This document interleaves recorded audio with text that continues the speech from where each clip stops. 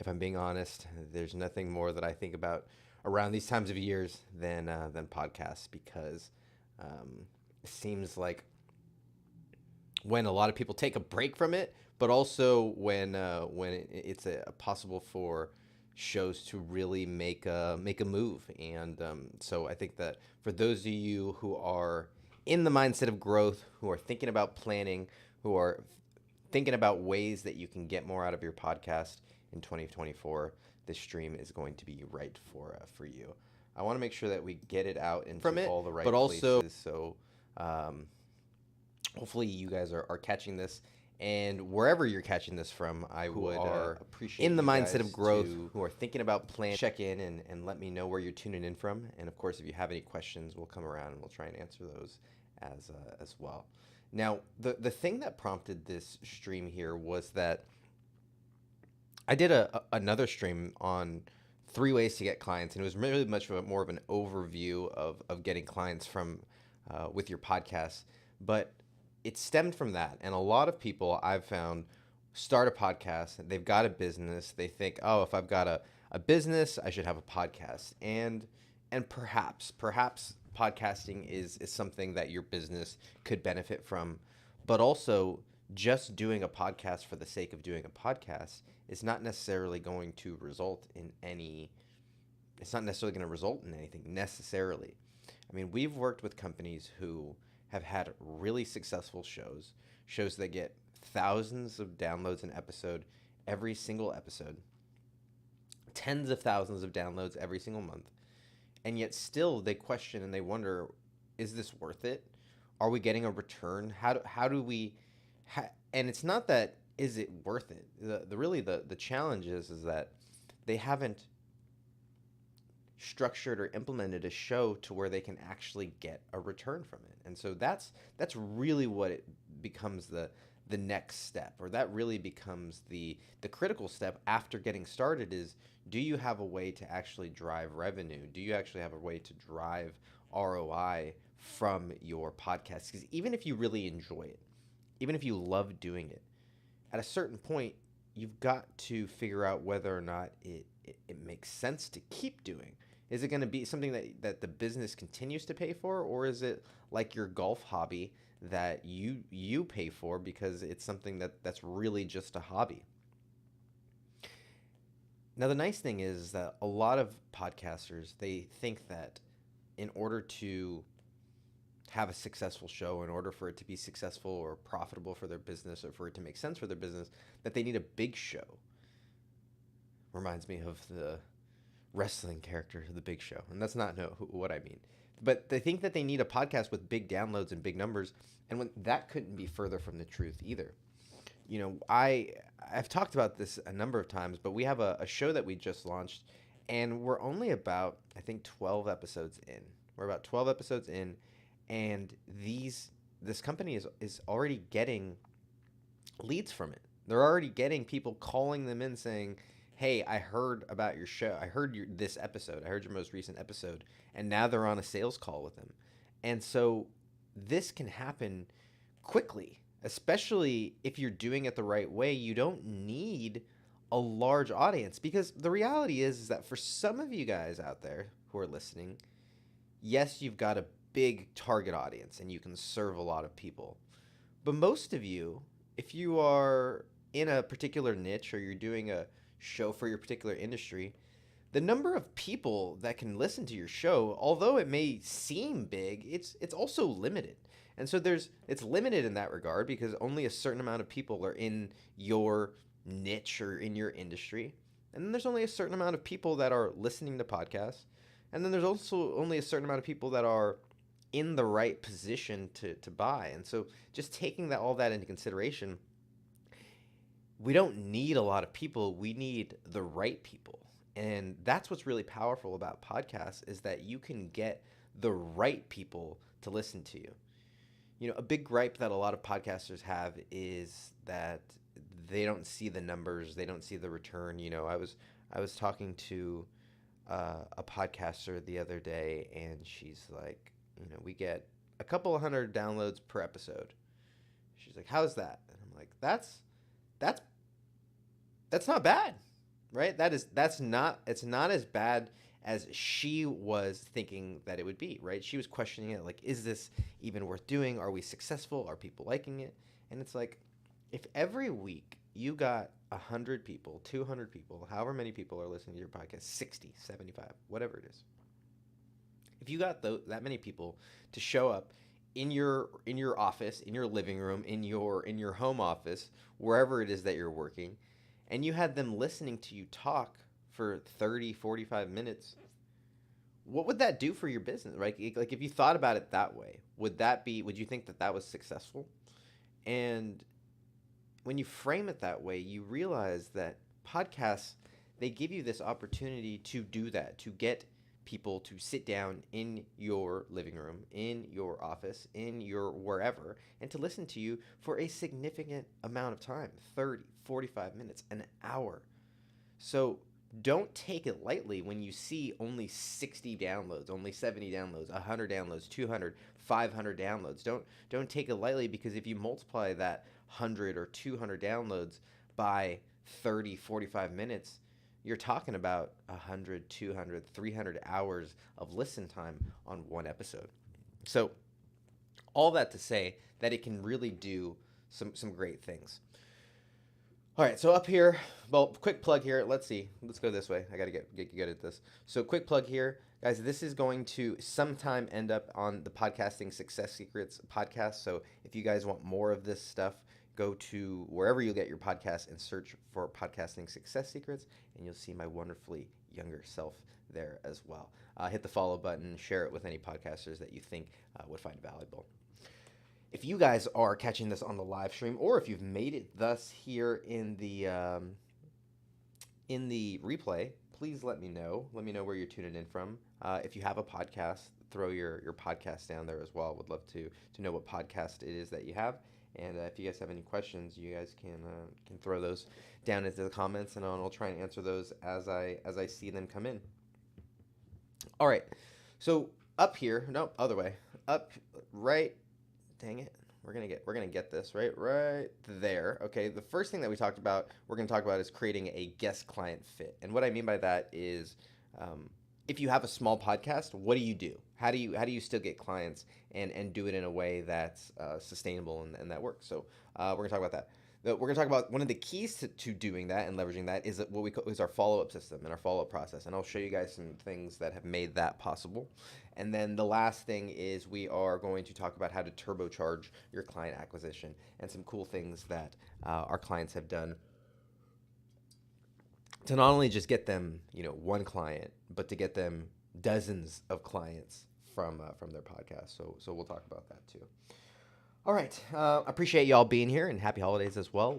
Let's dive in. So those of you guys who caught the first part of the stream, we mentioned that this particular method is a great method for newer shows, and the reason that is because newer shows don't always have the largest audiences, and once again, there's not always that large of an audience. So even established shows in certain niches, there's just not a lot of people in that particular niche who care enough to listen to a podcast. So even if you have 200, 300, 500 downloads per episode, you might have everybody in your space who's really paying attention. So that's really, really powerful to understand that those small numbers shouldn't be undervalued, right? With that being said, one way that we've found around that is to leverage the guests, right? Because podcasts have a really unique, they're really unique in the way that when you invite someone onto a podcast, it's a lot easier than inviting someone for, say, a cup of coffee or even a direct sales call. I know that there are a lot of industries, like I have a friend who is in the mortgage industry, and one of his prospecting tools, right? One of the things that he does for business development is he just meets people for like coffee or lunch, or he's out there meeting people and just having these conversations with people over and over again consistently,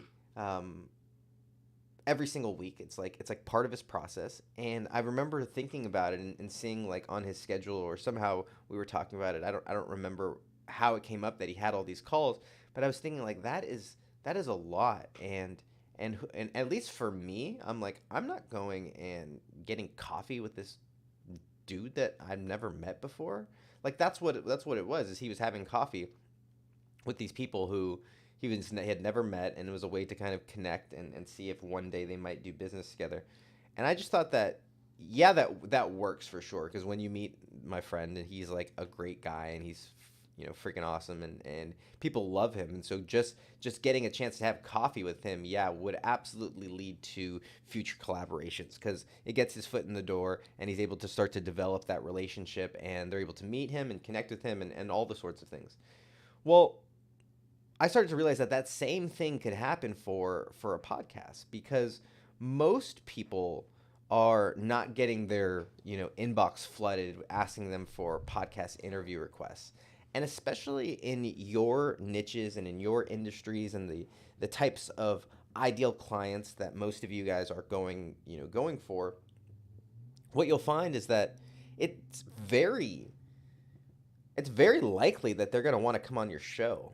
And the more that you do your show, the more that you do your podcast, the more episodes that you have in there, the more guests that you have, the higher, I don't know if quality, but the more a higher esteemed guest that you continue to get, the more likely it is that you're going to get somebody else to come on.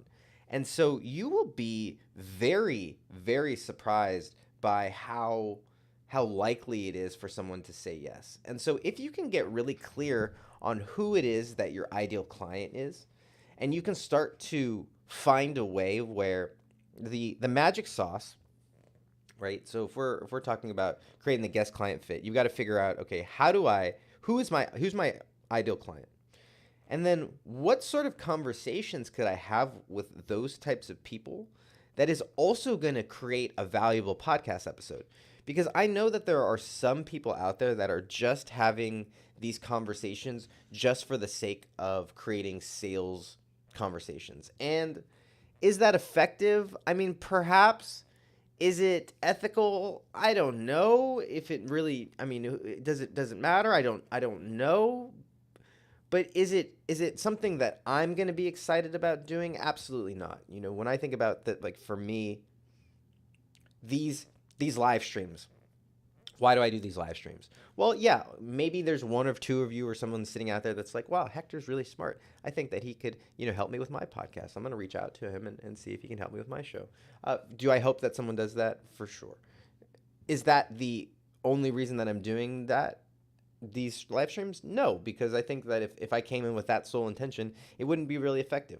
My intention is to provide value so that if someone listens to this, regardless of whether or not they are in my niche or in my target market or in a position to want to hire our production team, then that they get value regardless of it, that they can take something from this and say, you know what, I do need to think about how I might be able to utilize and leverage my guests to get clients, right? I might want to think about how I can restructure my show to be able to both simultaneously add value to my audience and add value to my listeners, while also giving me a platform and giving me an opportunity to be able to get connected with and have these introductory conversations with my ideal prospects. Like how can I do both? And that's the magic sauce. And that's when you can really win. And you might have to adjust the format. You might have to adjust the premise, or maybe you do some special types of episodes or bonus episodes or a certain season.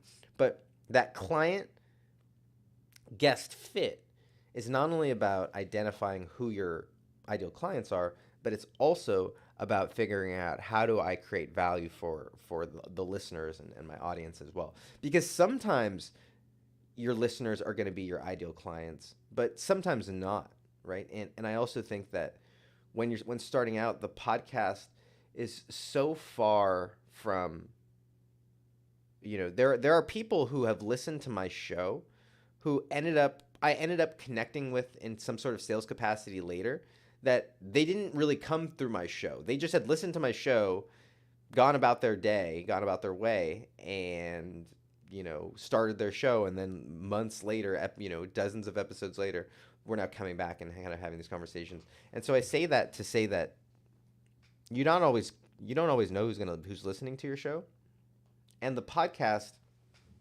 it's not the best method for capturing those people either, right? You don't really know, and so you're not able to follow up, or you're not able to send value to any of these people, and that's why, um, obviously, bringing them on as a guest, you get all that information, right? So reach out, shoot your shot. You would be surprised by who's willing to come on your show.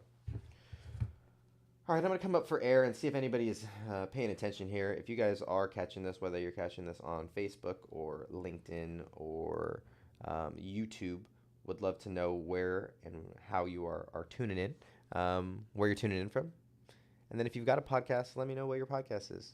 Let's throw them in the comments there. And if you've got any questions, we'll come back and try and answer those. But not seeing any there. So that the lack of comments really bristles my need for validation, y'all. So get your fingers out and let me know which show you are hosting or where you're tuning in from. All right, let's dive into our second topic for today, which is creating a follow-up process that works. Because I mentioned that there are some shows out there that they do this for the sole fact of getting their foot in the door and creating sales conversations. And I think that, like I said, you can make your own decisions about whether you want to do that. But what I try and not do is make that initial conversation as like really slimy. You know, like of course, could you take the timeshare sort of strategy, which I think, you know, there's this strategy can smell like a timeshare sort of thing, and it can feel like one if not done the right way, because people can feel like a bait and switch, right? Where they're like, hey, I thought this was a podcast interview, not like a sales call. I want to create, value for my listeners first. I want to create value for my guests second.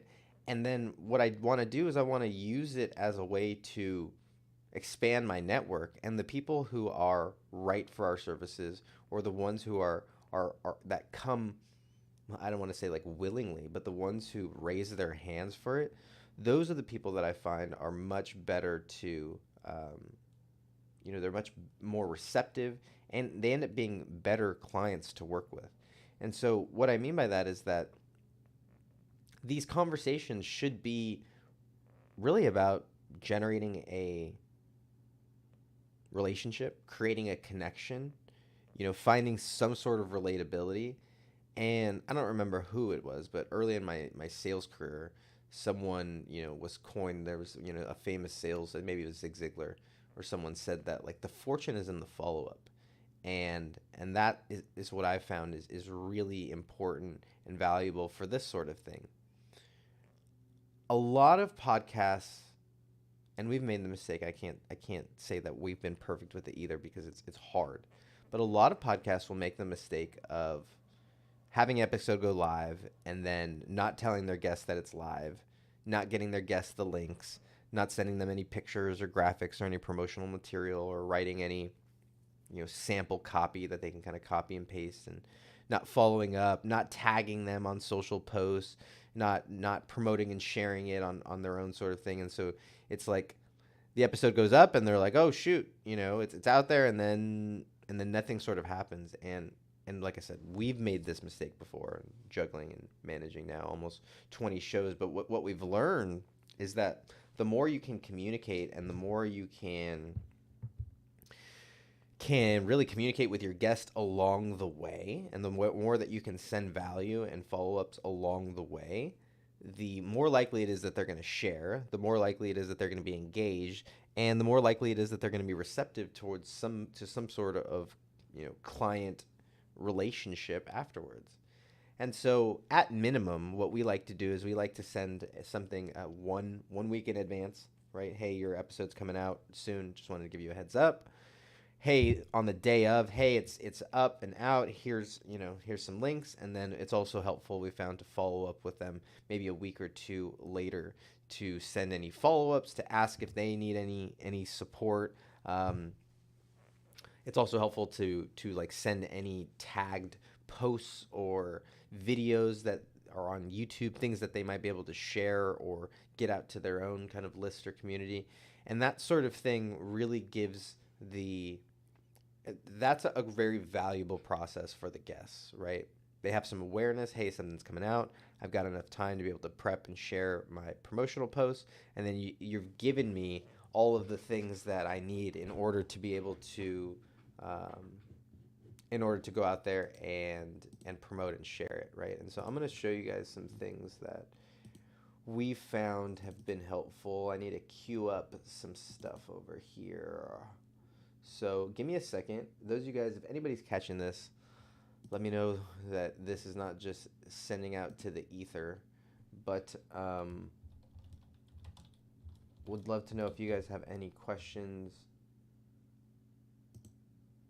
regarding this. And then I've got some templates here for you that I'm going to show you, but we've got to get it up and ready first. And these first few streams are a little sticky for me, so bear with me here. But we have what we used to do, and while I'm kind of pulling this up, what we used to do is we used to send our guests an email, and we would have a link to like a Google folder, and we would have like our posts kind of on the like some sample copy at the bottom of the email. And it was this really long email, and the challenge was that we got some feedback that the email looked kind of spammy. And so what we found was that if we could, not only that the email looked kind of spammy, but then it was really hard to find stuff. Specifically, it was challenging for guests to be able to find the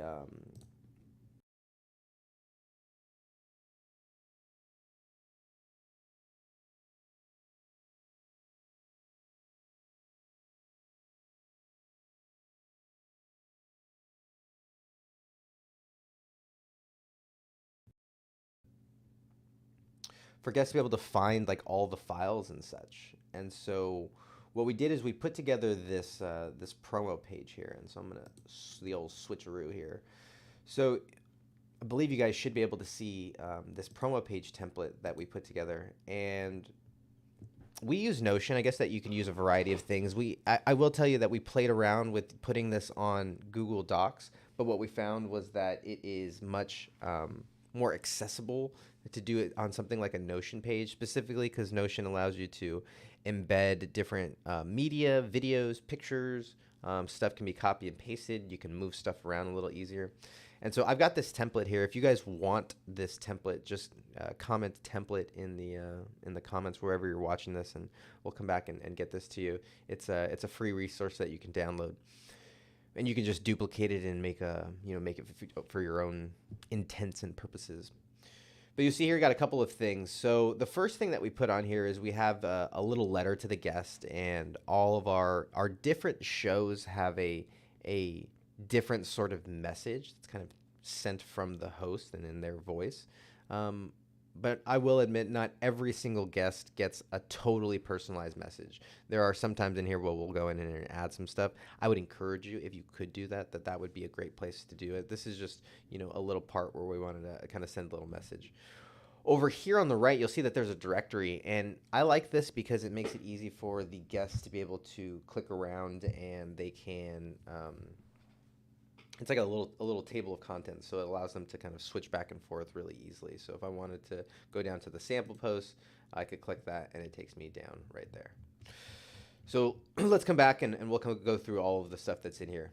So one of the things that we put in here, and one of the reasons that I like Notion as well, is that the embeds are really easy to do. So we use Captivate as our hosting provider, so we'll either put the Captivate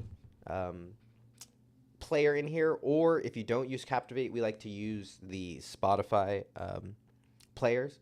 But you just grab the link to the Spotify episode, and you drop it right in there, and that's all that you need to do, and it'll pull that up. We also throw the trailer in there in case just for the guests, they want to share that.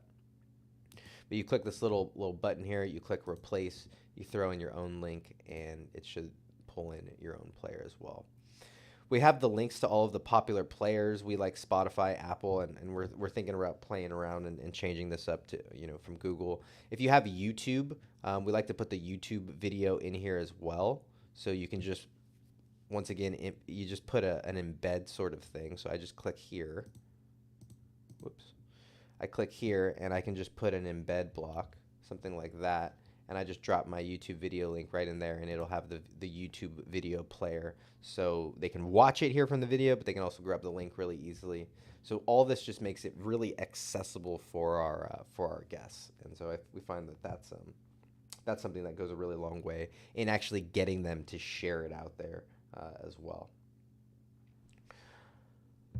You've got your links, then we've got promotional assets. So you've got pictures. Here's where we'll put pictures, videos, shorts, any of those types of things that make it easy for them to just download and share. I've made some templates in here so you can see like kind of the sizes that we like to add. We like to have a banner in there, some sort of square image, then a vertical video. All those sorts of things make it easy to see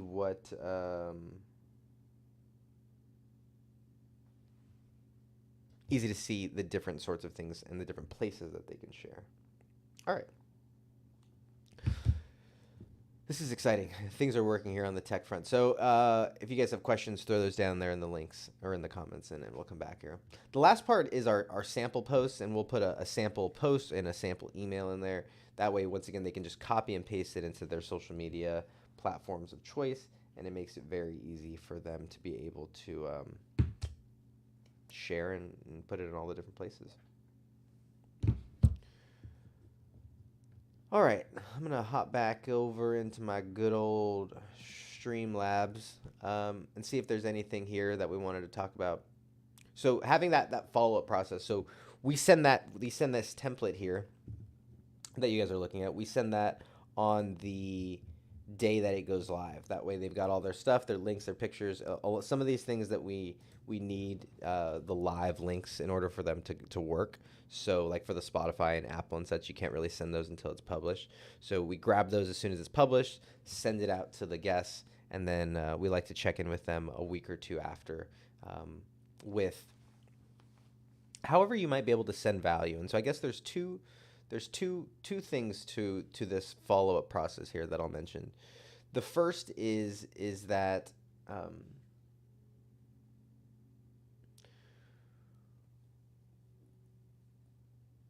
we found that this works right when the sales cycle is long. I mean, we work with some clients where the sales cycle is 6 months to a year long, where people are staying connected, sending value, working through different things, finding who the decision maker is, talking to different, parties, getting certain people, on board. And it really is this longer process. And so the podcast, not only does it start that process or kickstart that or get you in the door to start that sort of process a lot sooner, but it can also really condense the sales cycle as well. Because a lot of the things that need to be a lot of the things in the sales cycle are questions need to be answered, concerns need to be handled, someone needs to get on board. We need to think through certain gates need to be crossed or gone through, certain boxes need to be checked. And what's cool is that through a podcast, you can start to do that. You can really start to do that quicker, right? At scale. And so you don't need to be on a call for them to hear the answer to this question or how to handle that sort of objection, or for you to share this sort of case study for them to kind of fit it on sort of their process, or even now you've got something that they can send to their decision maker, to the person who on their team that they need to get on board. So lots of things that you can do to leverage the podcast to kind of shorten that sales cycle. Another just thing that we've found is helpful is finding ways to add value different ways. So the podcast is great. Then I mentioned social media posts and tagging them there. That's helpful. LinkedIn articles, blog posts, all those sorts of things just give you new and I don't want to say new, but they are new and different reasons to follow up. Hey, we just posted this LinkedIn article about you. Wanted to just share it with you. Oh, awesome, great, fantastic. Staying in the world, touching, consistent touch points, right? Hey, we're going to do this follow-up episode on you. We're going to do this mashup episode, and it involves you. Just wanted you to share it with you and let you know. Thanks again for coming on and sharing your expertise. All these sorts of things just are really easy reasons, if you will, to follow up. So having those different things, like I mentioned, LinkedIn articles, videos, blog posts, social media posts, email blasts, all those sorts of things are great excuses and reasons to follow up. Anything else that we want to hit here? So I'm going to take a break or take a quick breath, check in and see if there's any comments here. If you guys wanted that template, the guest promotion template, just write template down into the comments and I'll get that for you as well.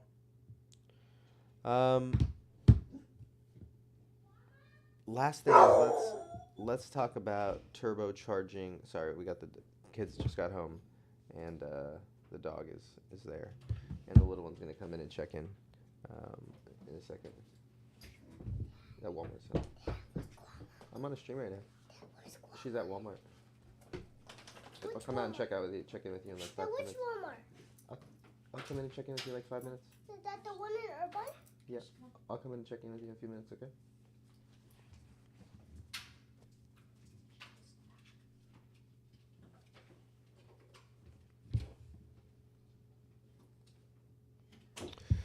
All right, so we'll have our stream back, and we'll finish up here. So last thing is turbocharging your client acquisition, and I would say there's two things that you can do with that. The first thing to turbocharge your client acquisition is to have some reason to start the sales conversation and a value driven reason, right? So you've got the podcast episode, fantastic. You guys have the recording, and then after that, what can you provide, and what's the thing that you can do that starts the sales conversation? And so, for us, we have like a podcast audit. So a lot of our people will come in and if they have a podcast, we can go through and kind of create a podcast audit for them and go through and show where they might be able to save time, where they might be able to grow, all these sorts of things.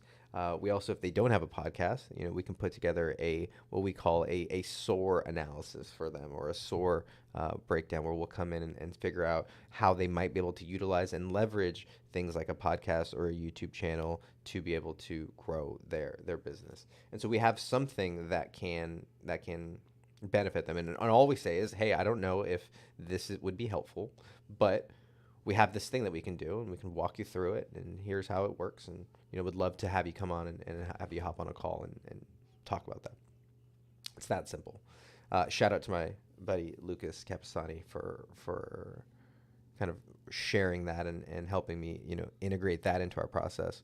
But that sort of thing where you're getting the interview and you're using that as a way to once again continue to provide value in a really directed and focused fashion for the guest. The last part of the turbocharging, and as I get out of here, I've been talking now for 30 minutes, so thanks for bearing with me. The last part of turbocharging this is leveraging it with other organizations. So taking your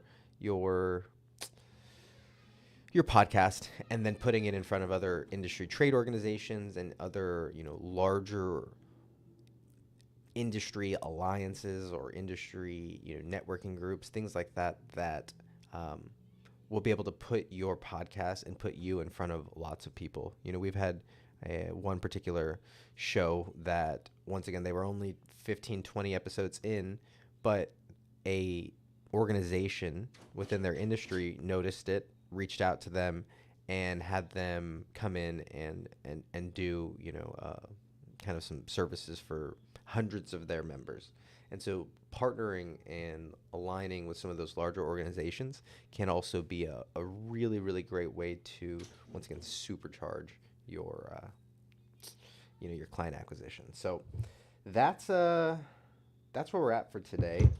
The dog is scratching on the door. The kids are screaming in the other room. So I'm going to go attend to those. If you guys have questions, throw those in the comments. If you want the template that we went over today, this one here, if you guys want those, then just comment template, and I will come in and I'll respond with the link to that. And go get subscribed and follow the Podcasting Success Secrets. That's what you'll find on the podcast channels. And then this